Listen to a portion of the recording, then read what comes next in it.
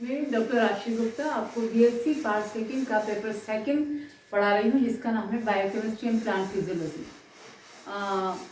इससे पहले हम कई चैप्टर्स पढ़ चुके हैं। आज हम देखेंगे ट्रांसपीरेशन यानी वाष्पोत्सर्जन। वाष्प का उत्सर्जन ये बायोलॉजिकल प्रोसेस है जो सिर्फ प्लांट्स में होता है। प्लांट्स इसमें अपनी लीव्स या स्टेम के द्वारा जो छोटे छोटे छिद्र पाए जाते हैं स्टोमेटा, उनके द्वारा वाष्प निकालते हैं। तो इस प्रोसेस को हम बोलते हैं वाष्पोत्सर्जन। स्टोमेटा यानी रंध्र कभी भी रूट्स में नहीं पाए जाते। प्लांट के एलर पार्ट में ही जो जमीन के ऊपर के भाग होते हैं उन्हीं में मिलते हैं। स्टोमेटा ज़्यादातर तो लीव्स में मिलते हैं। लीव की जो सरफेस होती है, अपर सरफेस और लोअर सरफेस, जिसे हम अपर एपिडर्मिस और लोअर एपिडर्मिस भी बोलते हैं, वहाँ मिलते हैं ये। डाइकोट्स में ये स्टोमेटा स्कैटर्ड मिलते हैं, बिखरे हुए मिलते हैं, जबकि मोनोकोट्स प्लांट्स होते हैं जैसे कि अनाज है, उनमें ये स्टोमेटा पैरेलल लाइंस में मिलते हैं। तो वाष्पोत्सर्जन यानी ट्रांसपीरेशन एक बायोलॉजिकल प्रोसेस है प्लांट्स में होने वाला, जिसके द्वारा वो अपने एक्सेस वाटर को स्टोमेटा के द्वारा बाहर निकालते हैं। ठीक है। अब ट्रांसपीरेशन में भी वाष्प निकलती है और इवेपोरेशन में भी वाष्प का उत्सर्जन होता है। लेकिन इवेपोरेशन में जो वाष्प निकलती है वो निकलती है नॉन लिविंग, जैसे कि समुद्रों से, नदियों से, या जो भी वाटरवेज हैं उनसे वाष्प बन के निकलती है पानी। लेकिन ट्रांसपीरेशन में जो वाष्प का उत्सर्जन होता है वो उनके लिविंग पार्ट से होता है। लिविंग पार्ट से ज़्यादातर लीव्स होती हैं, स्टेम भी हो सकते हैं, ठीक है, या ट्विग्स और ब्रांचेस हैं। तो वाष्पोत्सर्जन 3 तरह का हो सकता है। स्टोमेटल, स्टोमेटा के द्वारा, दूसरा क्यूटिक्यूलर, क्यूटिकल के द्वारा, और तीसरा है लेंटिक्यूलर, लेंटिसेल के द्वारा, है ना। वाष्पोत्सर्जन के लिए कहते हैं कि वाष्पोत्सर्जन के द्वारा प्लांट्स अपने आप को कूल रखते हैं, अपने आप को ठंडा बनाए रखते हैं। इसके द्वारा उनके आसपास जो है एक तरह का मॉइस्चर, नमी बनी रहती है। प्लांट्स वाष्पोत्सर्जन की वजह से झुलसने से बच जाते हैं, उनमें बिल्डिंग नहीं होती, वो झुलसते नहीं हैं। और ट्रांसपीरेशन को मानते हैं कि जितना पानी प्लांट्स अपनी रूट्स के द्वारा एब्जॉर्ब करते हैं, वो सारा का सारा पानी उनके ग्रोथ में, उनके मेटाबॉलिज्म में काम नहीं आता। बहुत कम पानी उनके ग्रोथ मेटाबॉलिज्म में काम आता है। तो जब वो एक्सेस पानी को एब्जॉर्ब कर लेते हैं रूट्स के द्वारा पानी एब्जॉर्ब होकर जाइलम टिश्यू के द्वारा पुल होकर ऊपर तक स्टेम तक पहुँचता है। स्टेम से वो कहाँ पहुँचता है, लीव्स की मेसोफिल सेल्स में, लीव्स की मेसोफिल सेल्स से होता हुआ स्टोमेटा के द्वारा डिफ्यूजन प्रोसेस के द्वारा बाहर निकलता है। तो इस ट्रांसपीरेशन प्रोसेस में ज़्यादातर जो एक्सेस वाटर होता है वही पानी से बाहर निकलता है ना। तो वाष्पोत्सर्जन के लिए स्टोमेटा को होना बहुत जरूरी है। ज़्यादातर वाष्पोत्सर्जन स्टोमेटा के द्वारा ही होता है। स्टोमेटा आप जानते हैं कि लीफ की सरफेस पर जो एपिडर्मिस होती है, अपर एपिडर्मिस का या लोअर एपिडर्मिस का है, उस सरफेस पर जैसे मैंने लीफ बनाई, लीफ की मैंने मिड्रिल बनाई, और ये मैंने बनाया स्टोमेटा, ये मैंने स्टोमेटा बनाया।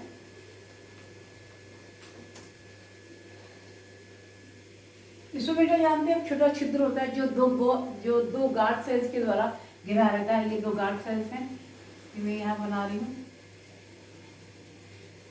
2 गार्ड सेल्स।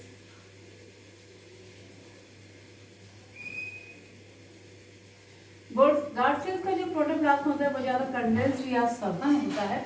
उनके अंदर क्लोरोप्लास्ट भी पाए जाते हैं। एक टिपिकल प्लांट सेल के अंदर काफी सारे क्लोरोप्लास्ट पाए जाते हैं, है ना। ये है गार्ड सेल्स,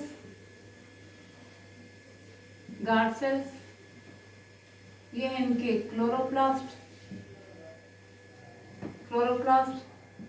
ये है पोर। देखिए ये जो पोर है, ये गार्ड सेल्स जब ऐसी स्वेलअप हो जाती है, फूल जाती है, तो इनके बीच एक जगह बन जाती है जिसे हम बोलते हैं छिद्र या पोर या स्टोमेटल ओपनिंग। जब ये गार्ड सेल इस तरह से फ्लैसिड हो जाती हैं, बिल्कुल एकदम ऐसे हो जाती हैं, फ्लैसिड हो जाती हैं, तो इनके बीच का जो ये छिद्र था वो बंद हो जाता है। इसे हम बोलते हैं स्टोमेटल क्लोजिंग।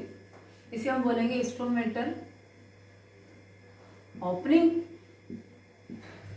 और इसे हम बोलेंगे स्टोमेटल क्लोजिंग। Stomatal closing. ज़्यादा जो ट्रांसप्रेशन होता है वो स्टोमेटा के द्वारा होता है। करीब 90 से लेकर 95% जो ट्रांसपिरेशन होता है प्लांट्स में वो स्टोमेटा के द्वारा ही होता है। फिर आता है क्यूटिकल। जब स्टोमेटा बंद हो जाते हैं किसी प्लांट्स में तो उनके स्टोमेटा की एपिडर्मिस के ऊपर जो क्यूटिकल होती है उस क्यूटिकल के द्वारा ट्रांसपिरेशन होता है। ये ट्रांसपिरेशन 5 से 10% होता है। और फिर आते हैं लेंटिसेल।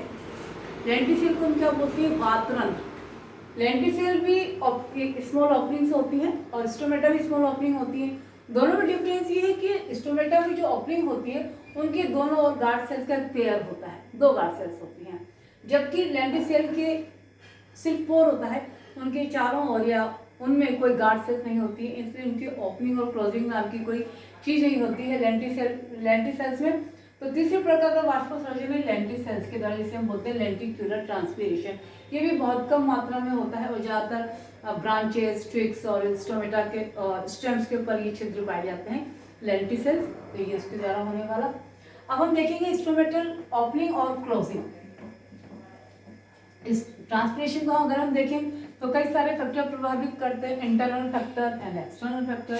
इंटरनल फैक्टर में हम देखें तो जो लीफ की एनाटॉमी है, लीफ की सरफेस पर मिलने वाले जो वो हैं स्टोमेटा हैं, उनकी संख्या, उनका टाइप, वो सब प्रभावित करती है। और अगर हम एक्सटर्नल फैक्टर में देखें, एक्सटर्नल फैक्टर में जो टेम्परेचर है, टेम्परेचर सबसे ज़्यादा प्रभावित करता है, ह्यूमिडिटी प्रभावित करती है, मॉइस्चर ह्यूमिडिटी जो भी होती है वो प्रभावित करती है किसको? स्टोमेटा की क्लोजिंग और ओपनिंग को, या कहें कि ट्रांसपिरेशन को। तो देखिए स्टोमेटल क्लोजिंग और ओपनिंग को हम स्टोमेटल मूवमेंट भी बोलते हैं। स्टोमेटल मूवमेंट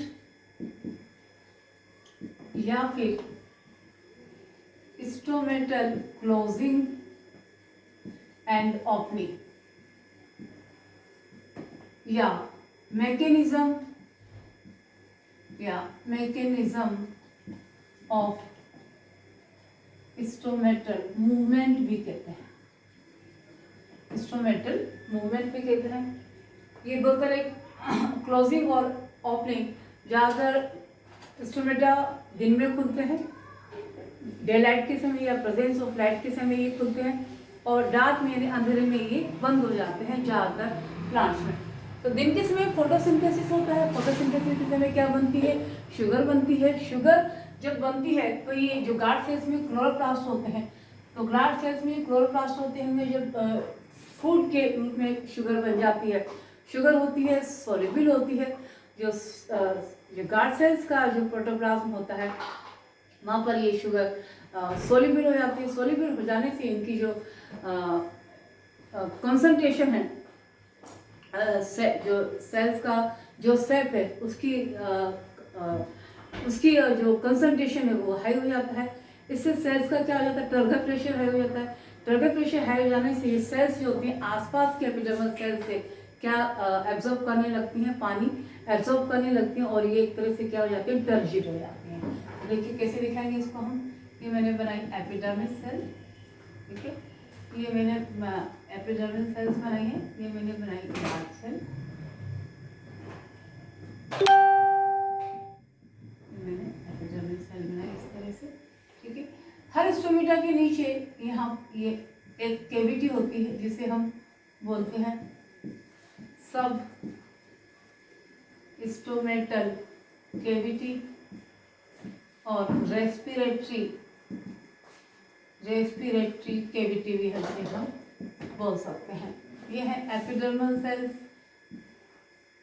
एपिडर्मल सेल्स, ठीक है। तो स्टोमेटा के चारों ओर कुछ और सेल्स भी होती हैं जिसे हम बोलते हैं एसेसरी सेल्स। क्या बोलते हैं इन्हें हम? Accessory sales. क्या बना रही है?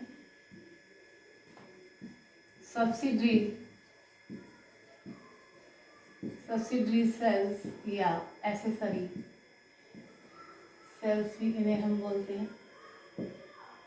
तो देखिए मैं प्रोसेस बता रही थी आपको क्लोजिंग और ओपनिंग का। स्टार्टिंग में अगर हम गार्ड सेल्स को ऐसे बनाएं बिल्कुल फ्लैक्सिड स्टेज में, और ये आसपास की अगर हम एपिडर्मल सेल्स यहाँ बनाए, ठीक है।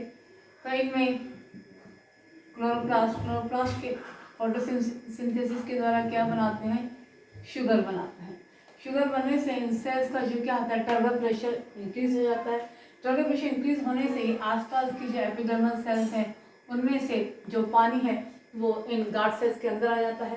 गार्ड सेल्स के अंदर आने से, गार्ड सेल्स के अंदर पानी के आने से ये सेल्स फूल जाती हैं, इस तरह से फूल जाती हैं। इनकी जो इनर वॉल है, इनर वॉल और आउटर वॉल जब ये फूल जाती हैं इस तरह से, तो इनकी इनर वॉल तो अंदर खिंच जाती है और आउटर वॉल इस तरह से बाहर की तरफ खिंच जाती है। ऐसा होने से इन दोनों गार्ड सेल्स के बीच में एक ओपनिंग हो जाती है, एक छिद्र बन जाता है जिसे हम बोलते हैं स्टोमेटल ओपनिंग।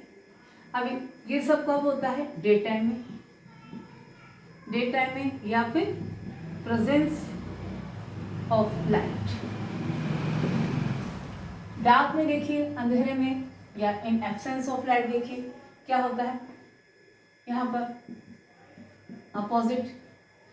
डे टाइम में क्या होता है, जो फोटोसिंथेसिस नहीं होता, फोटोसिंथेसिस नहीं होता, जो दिन में बनी हुई शुगर के मॉलिक्यूल है वो स्टार्च में कन्वर्ट होने लगते हैं। स्टार्च में कन्वर्ट, स्टार्च सॉल्युबल नहीं होता, सॉल्युबल नहीं होता तो इन जो सेल्स हैं, गार्ड सेल्स हैं, इनका टर्गर प्रेशर कम होने लगता है। कम होने लगता है तो इनके अंदर जो भी वाटर था वो अब बाहर निकल कर वापस एपिडर्मल सेल्स में या वापस एपिडर्मल सेल्स में जाने लगता है। वापस एपिडर्मल सेल्स में जब जाने लगता है तो ये जो सेल्स टर्जिड हो गई थी वो कैसी हो जाती हैं, फ्लैसिड हो जाती हैं। फ्लैसिड होते ही इनके बीच में जो ओपनिंग हुई थी, जो छिद्र बना था वो बंद हो जाता है, तो इसे हम क्या बोलते हैं, stomatal closing.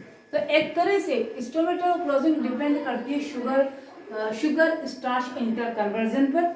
Sugar starch inter conversion किससे रिलेटेड है, डे लाइट से और डार्क से। दिन के समय शुगर बनती है और रात के समय शुगर किस में कन्वर्ट हो जाती है, स्टार्च में कन्वर्ट हो जाती है। तो इसी पर डिपेंड करता है स्टोमेटा का खुलना और बंद होना, और खुलने और बंद होने पर डिपेंड करता है ट्रांसपिरेशन। स्टार्च शुगर कन्वर्जन को किसने बताया, साइंटिस्ट स्टीवर्ट ने बताया था। इसके बाद ये दूसरी थ्योरी है स्टोमेटल क्लोजिंग और ओपनिंग में, वो है potassium ion theory.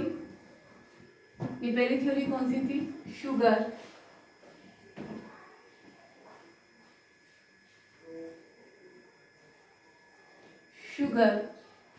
Starch inter conversion theory by Stewart.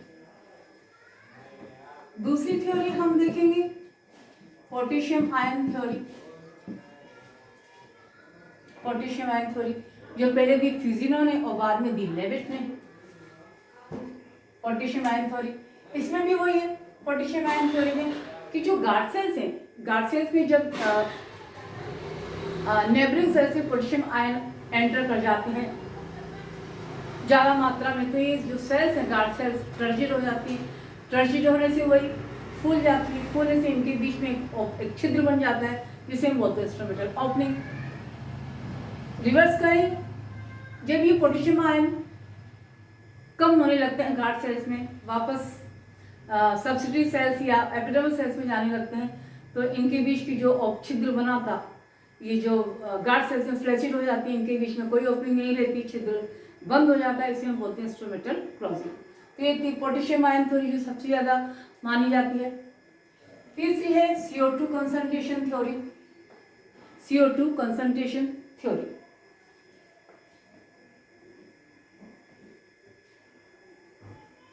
Types of stomata. Types of stomata, types of stomata देखें तो कई तरह के होते हैं। डाइकोट्स की हम बात करें तो डाइकोट्स में जो लीव्स होती हैं उनमें स्टोमेटा ज़्यादातर लीव्स की लोअर सरफेस पर मिलते हैं, और जो मोनोकोट्स होते हैं उसमें स्टोमेटा लीव्स के अपर सरफेस पर भी मिलते हैं और लोअर सरफेस पे मिलते हैं। तो ऐसी लीव्स को जब स्टोमेटा दोनों सरफेस में मिले से हम बोलते हैं एम्फीस्टोमेशियस।